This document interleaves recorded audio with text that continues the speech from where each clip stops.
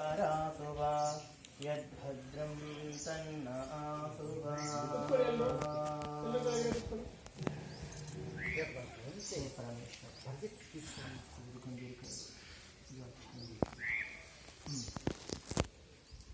अभी आप यहाँ पर क्यों आए थे? उपनयन संस्कार करने के लिए आए थे। उपनयन मतलब स्टार्टिंग में मैं बोला था, क्यों क्या बोला था? हाँ मतलब क्या है? तो मतलब पास में नयन मतलब नयन बोल गया, नयन मतलब जाना, जाना, पास जाना। और एक बात दूसरे ढंग से मैं बता देता हूँ। हम चश्मा पहनते हैं, चश्मा पहनते हैं, क्यों पहनते हैं? हम चश्मा क्यों पहनते हैं? अच्छे से देख सके, मन हमको दिखाई नहीं दे रहा इसलिए हम चश्मा पहनते हैं। अच्छा दिखाई दिया तो और जरूरत नहीं है। यदि हमको बिल्कुल नहीं दिखता, हमको बिल्कुल नहीं दिखता तो उसको चश्मा की जरूरत नहीं है। मतलब चश्मा किसको आवश्यकता है? जो धुंधलापन से देख रहा है उसको आवश्यकता है। मतलब जो अच्छी तरह जो देखता है उसको भी आवश्यकता नहीं है, और बिल्कुल नहीं देखता हो उसको भी चश्मा की आवश्यकता नहीं है। समझ गए ना? मतलब इसको संस्कृत में क्या बोलते हैं? चक्षु, नयन भी बोलते हैं। चक्षु नेत्रम नयनम बोलते हैं। चक्षु नेत्रम नयनम। अभी चश्मा का संस्कृत में नाम क्या है? उपनेत्रम, उपनेत्रम है ना? नेत्र के बदले में नेत्र, नेत्र के समीप में रहने वाला नेत्र, नेत्र के लिए जो होता है वो भी नेत्र कहलाता है। नेत्र के लिए जो होता है वो भी नेत्र कहलाता है। घी खाने से आयु बढ़ता है तो घी का नाम भी क्या है? आयु, आयु है। आयुर्वेघृतम, घी शास्त्र में आता है। घी क्या है? आयु है। आयु कैसा भाई? आयु है, क्यों? जिसको खाने से आदमी का आयु बढ़ती है। आयु बढ़ने के कारण क्या होता है? घी का नाम भी आयु है। तो नेत्र जैसा काम कर रहा है इसलिए चश्मा का नाम भी नेत्र है। लेकिन वो नेत्र कहाँ रहता है? इस नेत्र के समीप में रहता है इसलिए वो उपनेत्र। तो हम उसका पर्यायवाची कर लेंगे उपनयन। तो उपनेत्र भी कह सकते हैं, उपनयन भी कह सकते हैं। तो ये उपनयन ये चश्मा है क्या?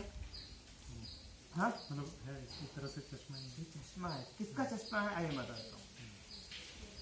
धर्म क्या है, अधर्म क्या है, क्या करूं क्या ना करूं, कैसा रहूं कैसा ना रहूं, जो दुंधरा दुविधा में पड़ा रहता है, देखिए उसके लिए आवश्यकता है। बालक के लिए करते थे अपने संस्कार, बालक के लिए, बालक करते, छोटा बालक को नहीं करते। पूरा जो जान हो चुका है, सन्यासी बन चुका है, उसको आवश्यकता है नहीं है। जब 5वें वर्ष स्टार्ट होता है तो बालक को दुविधा में पड़ जाता है कि क्या खाऊं क्या ना खाऊं, कैसे चलूं। अरे उधर चलते तो पिताजी बोलते उधर नहीं जाना, एक पी रहे हो तो माताजी बोलती नहीं पीना, यहाँ बैठो। तो आपको अपनी इच्छा चलने नहीं देते, तो उस समय आपको दुविधा में पड़ जाते, क्या करूं क्या नहीं करूं। असली क्या है, आप दुविधा में पड़ जाते हैं। और इसलिए आपको कुछ मार्गदर्शक चाहिए, तो इसलिए उपनयन पहनाया जाता है। तो गुरुजी बताता है, बस गुरुजी जब आज से मैं जो कह रहा हूँ वही सुनना है। बस उसको यहाँ पर गांठ बांध कर रख लेना। आपको गांठ रहता है, देखो उपनेत्र के नीचे एक अंतिम में गांठ रहता है। तो मैं जो कुछ कहता हूँ उसको गांठ बांध कर रख लेना, ऐसा वो गांठ दिया जाता है। गांठ रहता है, जो कुछ भी कहेंगे वो आपका निरंतर, जब तक पूर्ण रूप से ज्ञानवान नहीं होंगे तब तक आपको ये गांठ रहना है। उसके बाद गांठ खोलना है। सन्यासी को गांठ नहीं रहता है। तो शिखा ये और मेखला, ये तीनों अंतिम समय तक आपके पास रहना है। ऐसे रखिए। उसके बाद ये आपको अभी मिला है क्या? ये आपको अभी मिला है क्या? इससे पहले कभी नहीं मिला आपको? ऐसा तो आज मिला है आपको, पहले से आपके पास है, पहले से आपके पास है। कैसा है? माँ के गर्भ में माँ के गर्भ में आपको पहले से उपवीत पहना करके आप बाहर आए। आप स्कैनिंग में देखेंगे तो आपके उपवीत ऐसे रहता है। वो मंत्र मैंने कह रहा हूँ आपको, जो यज्ञ पे धारण करा उसमें एक मंत्र बोला था। कौन सा मंत्र? यज्ञोपवीतं परमं पवित्रं प्रजापतेर्यत् सहजं पुरस्तात् आयुष्यमग्र्यं प्रतिमुञ्च शुभ्रं यज्ञोपवीतं बलमस्तु तेजः। बेटा ये यज्ञ पे तो मैं धारण करा रहा हूँ क्या? नहीं, यज्ञ पे तो आप पहले से धारण करके आ चुके हो, लेकिन आप उसको भूल गए। उसको याद रखवाने के लिए मैं आज क्या कर रहा हूँ, उस यज्ञोपवीत के प्रतीक के रूप में ये दे रहा हूँ। असली तो आपको पहले परमात्मा ने दे चुका है आपको, आप पहले से ही हैं आप यज्ञ पे धारी, लेकिन आप उसको भूल चुके हो। फिर आपके मन में आया कि मैं आज से फिर धारण करके आपका ब्रह्मा का परमात्मा को पाने के लिए मार्ग में चलूंगा बोल करके संकल्प लेकर आए, फिर उसको प्रतीक के रूप में हमको धारण कराया। देखिए क्यों? यज्ञोपवीतम, यज्ञोपवीतम यज्ञ के पास ले जाने के लिए जो सूत्र है वो परमम पवित्रम। परम माने संपूर्ण रूप से पवित्र शुद्ध है। परमम पवित्र शुद्ध है। अब बताइए ये शुद्ध रहेगा? आप जो पहने हैं आप, ये शुद्ध रहेगा सदा? नहीं रहता है। शरीर से पसीना निकलता रहता है ना, और पसीना से लगता ही रहता है, फिर पवित्र कैसे बना वो? पवित्र शुद्ध नहीं है ना। लेकिन वेद मंत्र क्या कह रहा है? यज्ञोपवीतम परमम पवित्रम, वो तो परम पवित्र है। उसके बाद क्या है? यज्ञोपवीतम परमम पवित्रम प्रजापतेर्यत् सहजं पुरस्तात्। आपको तो पहले से ही प्रजापति ने दे चुका है। प्रजापति मतलब ब्रह्मा, क्या आपको दिया है? क्या आपको मालूम है? प्रजापतेर्यत् सहजं पुरस्तात्। वो मंत्र कह रहा है कि मैं आपको जो दे रहा हूं ऐसा नहीं, आपको परमात्मा पहले से ही दे चुका है। प्रजापतेर्यत् सहजम, सहज मतलब सहजता आपको मिल चुका है, पुरस्तात् पहले। उसके बाद क्या है? यज्ञोपवीतं परमं पवित्रं प्रजापतेर्यत् सहजं पुरस्तात् आयुष्यम। आपको जो यज्ञ पीते हैं ना, आपको आयु को बढ़ाने वाला है। अच्छा ये बताओ, आपको ये जो यज्ञोपवीत है आपको धारण करा है, आपको आयु बढ़ाता है ये? हाँ? आयु नहीं बढ़ाता है ना, लेकिन मंत्र कहता है यज्ञोपवीत आयु को बढ़ाने वाला है। और आयुष्यमग्र्यं प्रतिमुञ्च शुभ्रम, वो प्रतिमुंच हर समय आपको शुद्ध रखने का, शुद्ध नहीं, हर समय वो शुद्धि रहता है। वो प्रतिमुंच शुभ्रम यज्ञोपवीतमसि यज्ञस्त्वा यज्ञोपवीतनोपनाश्यामि आदि आदि आता है। अब याद रखिए, माता के गर्भ में आप जब थे उस समय एक श्वास को पहुंचाने के लिए एक तो क्या बोलते हैं इसका, नस ही बोलते हैं ना आचार्य जी? पेगु बोलते, तेलुगु में पेगु बोलते हैं। तो नाड़ वो एक होता है। एक भोजन, आप जो माता जो भोजन ग्रहण करती है उसको सार बना करके जो सूक्ष्म रूप से जो सार होता है उसको पहुंचाने वाला होता है। क्योंकि उस समय बच्चा नहीं खाता है ना, जो भी शक्ति है वो उसके द्वारा सूक्ष्म रूप से जाता है। तो भोजन का शक्ति जाने के लिए एक नलिका है, एक नस है। और तीसरा क्या है? विचार। माँ जो सोचती है वो जाने के लिए और तीसरा होता है। वो तीनों मिलकर के नाभि से जुड़ते हैं। माता की नाभि से आपका नाभि जुड़ता है। वो किस प्रकार होता है मालूम है? ऐसा होता है जैसा आपने धारण किया है, ठीक उसी प्रकार होता है। आप स्कैनिंग में भी आप देख सकते हैं। अंतिम समय तक कभी कभी वो पैदा होते समय क्या होता है, और नासी सर करके यहाँ पर आ जाता है, गले में लपट कर आया है ऐसा बोलते हैं, और ऐसा रहता है। वो आपको 3 धागे पहले से मिल चुका है, ज्ञान नस और भोजन और विचार। माने ज्ञान कर्म उपासना आपको पहले से आपको आ चुका है। अब पहले से आप परमात्मा के पुत्र हैं। आप परमात्मा पर आने के लिए आपको परमात्मा पहले संकेत दे रहा है। तो इसके बाद और वो सदा शुद्ध रहते ना, अंदर गंदा नहीं रहते ना, शुद्ध है परम। आपको वो जो नस है, जो 3 नस वाले हैं जो नाड़ी, वो क्या कर रहे हैं? आपको आयु बढ़ा रहे कि नहीं बढ़ा रहे? वो बढ़ा रहे, तभी तो आप 9 महीने अंदर बिना श्वास के अंदर जी रहे हैं आप। तो बाहर आ जाते हैं। बाहर आने के बाद आपको नहीं रहता है, उसको समझाने में नहीं रहता है, इसलिए वो भूल जाते। भूल जाने के बाद फिर आपको गुरुजी आपको याद दिलाते। कब तक रहते हैं आप? आचार्य के नियमों में अथर्ववेद में एक मंत्र आता है गुरुजी, आचार्यो कृणते गर्भमंतः तम्रात्रि, इस प्रकार कुछ मंत्र आता है। आचार्य उपनयमानो कृणते गर्भमंतः, इस प्रकार आता है अथर्ववेद में। वो क्या कहते हैं, मतलब 3 रात तक आपको रखना है। 3 रात मतलब आदि दैविक, आदि भौतिक, आध्यात्मिक रूपी जो अज्ञान आपके पास है। आदि दैविक मतलब क्या होता है, जब पंचभूतों के बारे में आपके पास जो नॉलेज नहीं है, वो जब तक वो नॉलेज पूरा आप प्राप्त नहीं कर सकते। आदि भौतिक, आदि भौतिक मतलब क्या है, समाज के बारे में जब तक आप नहीं समझते। और आध्यात्मिक, खुद के बारे में आप जब तक नहीं समझते, मैं कौन हूँ, परमात्मा कौन है, इस प्रकार का आत्मज्ञान जब तक नहीं होता है, वो इन तीनों अज्ञान को रात्रि की उपमा दिया है वेद मंत्र में।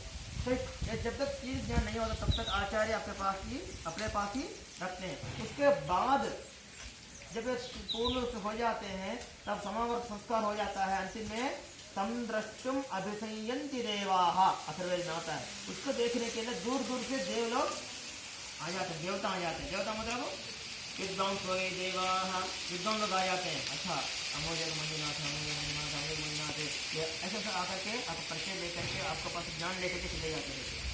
तो इस प्रकार और एक है, आप जन्म हुआ है किसके आधार पर हुआ है, परमात्मा के कारण और माता पिता के कारण हुआ है ना। तो पितृ ऋण, देव ऋण और ऋषि ऋण को 3 ऋण होते हैं आपके ऊपर। और ऋण चुकाना का जिम्मेदार किसके ऊपर होता है, आपके ऊपर होता है। क्योंकि आपने जो कुछ ज्ञान पा रहे हैं वो किससे पा रहे हैं, आपको हमारे से पूर्व जो ऋषि मुनि लोग लिखे गए हैं, विद्वान लोग लिखे गए हैं, गुरु जो आप जो पढ़ाए हैं वो सब के ऋषि कहलाते हैं। उसका ज्ञान आप पा रहे हैं, आप अपना लाभ उठा रहे हैं। लेकिन अपने तक ही सीमित रहेंगे तो ऋण नहीं चुकेगा। फिर दूसरों को आप बांटेंगे तो दूसरों को तक आप ज्ञान को ले जाएंगे तो ऋषि ऋण आपका छूट जाएगा। और पितृ ऋण रहता है, तो पितृ ऋण मतलब होता है कि संसार को आगे बढ़ाते रहना। तो जैसे आपको जन्म दिया है माता पिता ने, उसी प्रकार आप गृहस्थ आश्रम में जाकर के फिर उसको अच्छा संतान समाज को देना, ये पितृ ऋण आपका छूट जाता है। और ये भी याद रखना, माता पिता कितना भी आपको वो है, पर कभी कभी आपको दुष्ट जैसे लगते हैं, कभी कभी दुष्ट से लगते हैं। हाँ होता है।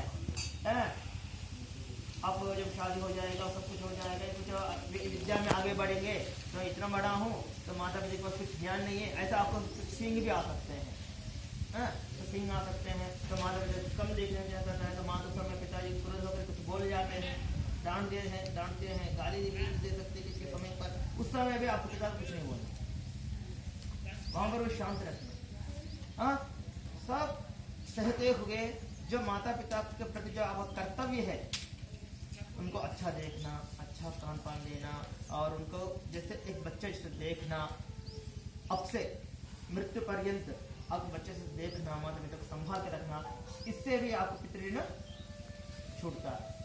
और एक और देव ऋण तो होता ही है पंचभूतों का, इसका भी ऋण को आपको चुकाना है। तो ये 3 ऋण चुकाने का जिम्मेदारी आप कंधों पर है बोल करके आप कंधों पर से पहनाए गए।